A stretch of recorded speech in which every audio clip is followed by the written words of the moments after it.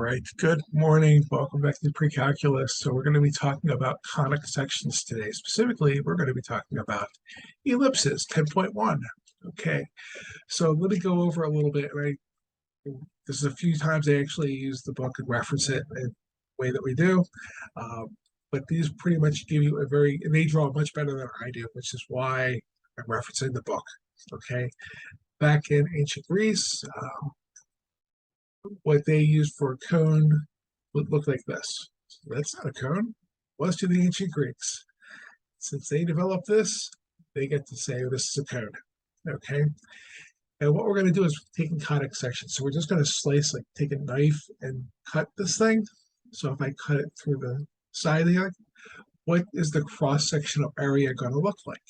Okay, and if I just take a knife and go right across the center here, right across the horizontal, then we're going to have a circle as the cross-sectional area. Okay, so that's one conic section. Okay. Other kinds of conic sections, like what if I took my cleaver here and I cut my cone, but I cut it this way.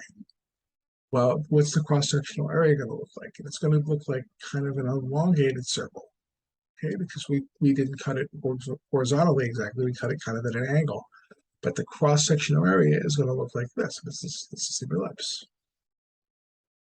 Okay, so because they were made very much the same way, the formulas for them are going to look very much, they're going to look very similar to each other.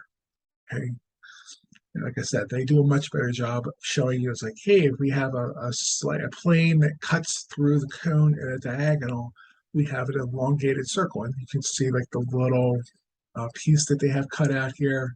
Like I said, they do a much better job than I do. Hyperbola is what if we cut the cone lengthwise?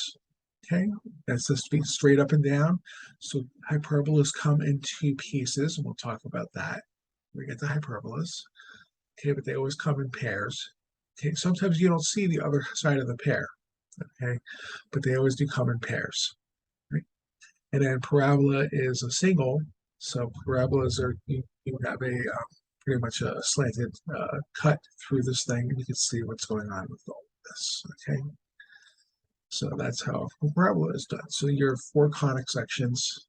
Okay, circle. I'll just go through and say, okay, looks a circle general form. If I don't put anything fancy on it, x squared plus y squared is equal to r squared. If I divide, we get x squared over r squared plus y squared over r squared is equal to 1. That's a circle. For an ellipse, okay, we have x squared over, I'll say a squared plus y squared over b squared equals 1, where the a and the b are the radii of the major and minor axis respectively. Okay, major is just the one that's bigger. Okay, so major axis. In this case, we're going to say A, assuming we'll say this one. Okay, A is larger than B. This is without loss of generality. That's what that means. If you're going to go further on in math, you'll see this. So without loss of generality. Okay, of all the logs that you could use, this one is the most powerful. Okay, so that's a very common phrase in math, like without loss of generality. Like it doesn't matter which one we label A and which one we label B. So pick one, and we just pick the bigger one, and we're going to call that the major axis. Pick the smaller one, call that the minor axis. Okay, so the book goes through a lot of like which one should be the major axis, and your book is better than many others. Some books go through a lot of effort in making sure that they've got the labels correct. It's like, just pick the big one, and that's the major axis. Pick the small one, that's the minor axis. But a lot of books want to put them in a certain order. The order doesn't matter. Okay, it's the same thing if I said, well, this is x squared over b squared plus y squared over a squared is 1. We're still going to get an ellipse. It's just going to be it's just going to change which one is the major, which one is the minor, and what's the difference between this ellipse, that ellipse, and all they're doing is saying, well, this one has the major axis in the y direction. This would be the major axis in this case. So A would be the major, Okay, and then b, in this case, the long ellipse is under the x, so the x would be the major axis. So b, in this case, b is the major axis. Okay, so don't get too confused. Don't get too wrapped up in the notation and trying to keep all the letters straight.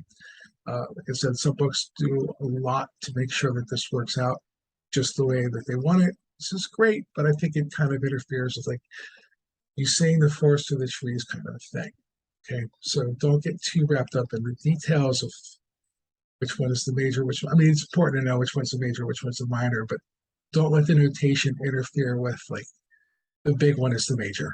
Okay, that's really all we're saying with this. Okay, so those are our equations for this thing. When we get to the other one, the hyperbola, when we get to hyperbolas, we'll talk about this a little bit more. Depth is x squared over a squared minus y squared over b squared is equal to 1, or, okay, y squared over, we can swap the a's and the b's as well. Okay, so b squared equals 1. So in this case, you see how the hyperbola looks like it's got like an up pair and a down pair. So we'd end up with something like this. Okay, in this case, the y would be the primary axis. If we had a side-by-side hyperbola, then x would be the primary axis, y would be the axis. Okay, so again, when we get to the hyperbola part, there's going to be a lot of notation. Some books are better than others about keeping a's and your b's and your x's and your y's all straight up. But again, I think some of that interferes with like the big picture stuff. So try not to get too bogged down in the details. We want you to see big picture stuff with this, not so much making sure that A, B, and C are the correct way of going over things. Okay, and parabolas are a little bit nice because parabolas are just simply a y is equal to, and I'll just do an algebra parabola. Okay, or we'll have an x equals an a y squared, because again, we can have a parabola that goes up or down or side to side. Okay, and it's only going to be one. You're not going to have, they don't come in pairs. Parabolas are just like you learned in college algebra, just like you learned in algebra 2. They are the same parabolas that you've known and loved since you started taking math classes. Okay, so we're just going to present them a little differently, conic section vocabulary, rather than simply algebraic vocabulary.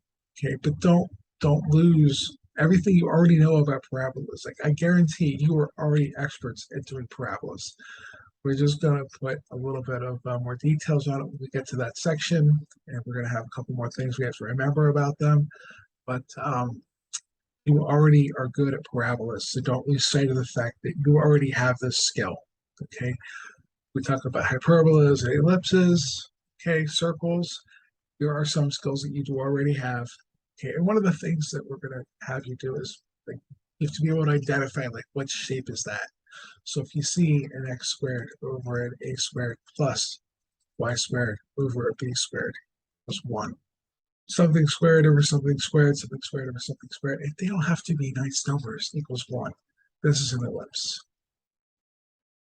What about a circle? A squared over, or x squared over a squared plus y squared over a squared.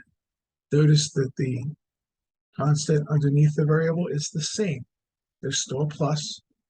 These are both squared. The constant underneath is the same. This would be a circle. Okay, if we have an x squared over a squared minus b squared over, or y squared over b squared equals 1, or y squared over a squared minus x squared over b squared equals 1, these are going to be hyperbolas.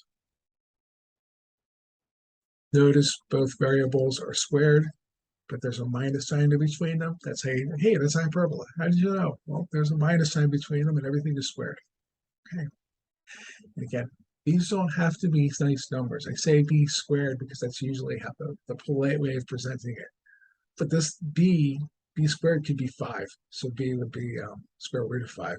So they don't have to be polite as they give you their numbers. Okay, they do have to have them equal to 1, but these don't have to be polite numbers here. Okay, like I could put E on the bottom of this, and then everybody would be happy, right? So yeah, that's how that works. Okay, and then parabolas are nice because again, you just get a y is equal to an ax squared, or an x is equal to an ay squared. So that isn't a function. A lot of these aren't functions. They're conic sections. Those are different. Okay, so if you can pass the vertical line test, like great, it's a function. We don't always care about if is it a function. Okay. Right now we're looking at shapes. Ellipses are not functions because they don't pass the vertical line test. That's okay. Hyperbolas don't necessarily pass the vertical line test. That's actually, they won't pass the vertical line test. That's okay. So they don't necessarily have to be functions. That's fine. They're relationships. They belong to a special category called conic sections. So that's what we have for that one. Okay, so that's like a really gross introduction to conic sections, and we'll talk a little bit more about the details as we get a little bit further into this stuff. Okay, so we can, just like circles, we're going to move the center around and show you what that's going to look like. We'll look at some problems and we can see what's happening with that one. Okay, but most importantly with this, like I said, I've taught out of some books that they get real particular about A and the B, and it takes a little bit of gymnastics to kind of get around deciding which one's major and which one's minor without bogging the student down in a lot of different details. The bigger one is the major one. Okay, or the bigger one is the primary one, or the one that's positive is the primary one. Go with that. So we'll see that in sections as we go forward. Okay, so try not to get bogged down too much in the details of what they're calling all of the pieces, which one's A, which one's B. Think more about bigger and smaller. That will help a lot better. Okay. And then finally, I'll try to post this in the thing as well. This was something they always showed us when I went to elementary school. Okay, so now you know how old I am.